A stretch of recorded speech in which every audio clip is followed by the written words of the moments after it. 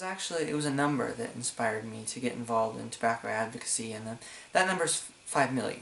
5 million people worldwide die every single year due to tobacco-related diseases, and that's an enormous number, and it's really hard for us to wrap our heads around that. So I like to think about it this way: that's like every single person in Kansas City dying 12 times, and that happens every single year, and that's obscene. Well,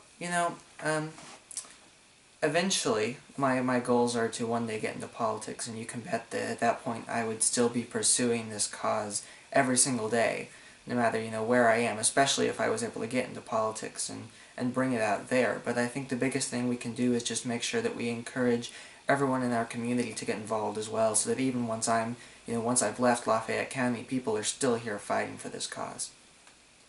First thing they can do is educate themselves. I think that's the most important thing for us that I always say we have to do, is to educate everyone around us, because most people understand, that tobacco's bad, but they don't really understand exactly why they should care about it. If they don't smoke, then how does it affect them?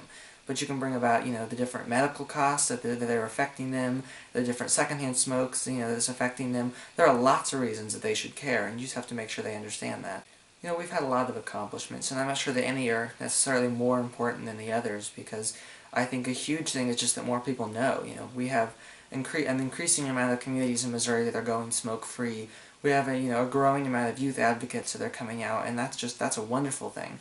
We went to the Capitol recently with Tobacco Free Missouri, and we had collected different stories from all over the state, rather, from youth and adults both, and we had thousands and thousands of things come in, and hundreds of youth came to the Capitol, and that's wonderful. Years ago that wouldn't have happened.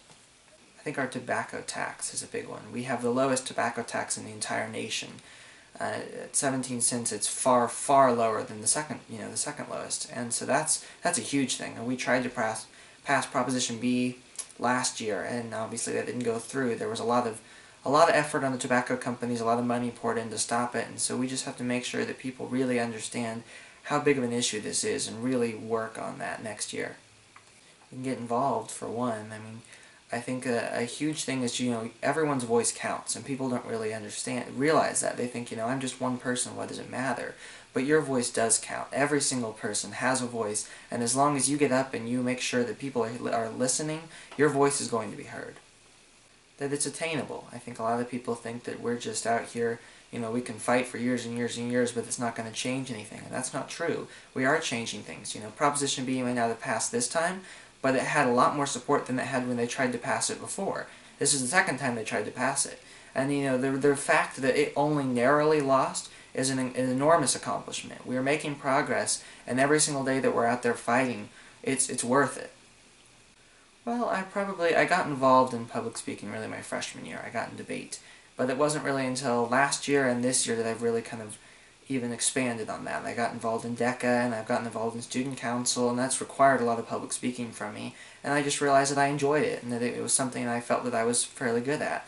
And so I think that can, help affect this cause in a lot of different ways. I get to go and I talk to different organizations across the county and across the state.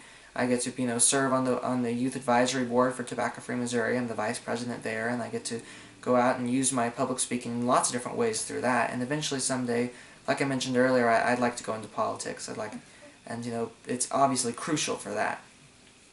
Well, I'm very involved. I'm in a lot of different groups in school. Like I said, I'm in student council, I'm in DECA, I'm in a group called Youth Court, I'm in just a bunch of different school groups.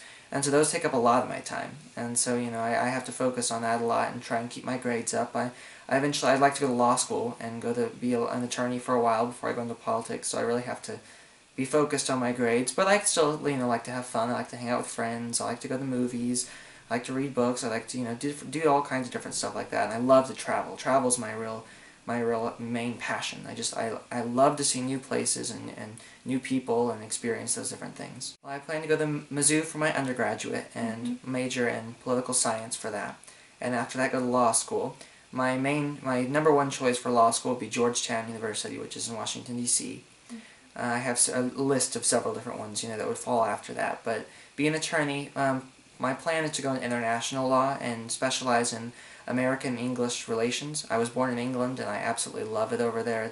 eventually someday I'd love to live in London. So specialize in that, serve as an attorney for a while at an international law firm, and then eventually go into politics. And my really ambitious goal would be to someday be the U.S. ambassador to England. So.